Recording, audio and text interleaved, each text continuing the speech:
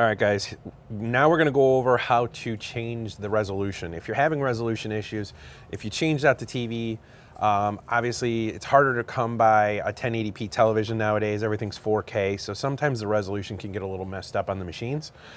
So let's start with grabbing the keys out of your bag on the back of your arcade. And let's grab, there's a mini keyboard on the top of each one of the speakers in the back. So we'll grab this guy. And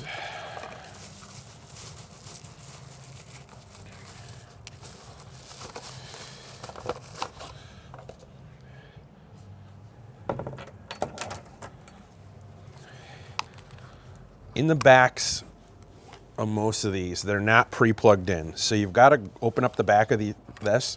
There'll be a little dongle here in this area, which will plug in to the there's a double USB port here. So if you take that little dongle and you plug it in, this one's plugged in internally.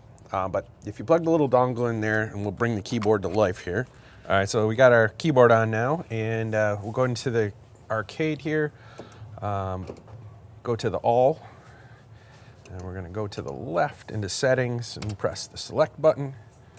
We're gonna go up here to patch environment. So when you go up to patch environment, that's gonna exit out of the arcade and we're gonna come into Windows. So that's when we're gonna take our little keyboard here and this won't be open. It should just be a black desktop. So when you come to the black desktop here, on the keyboard here, you're gonna have a right mouse button all the way on the left. There's a left and a right mouse button click right here. So if you hit the right mouse button, come down to display settings. And right here, this should be at 1920 by 1080.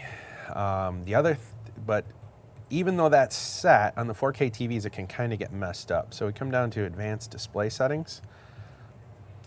And the biggest thing here is that these two, the desktop resolution and the active resolution, have to match. They both have to be 1920 by 1080. Sometimes that's not the case. So if we click on the display adapter properties here, and we go to list all modes.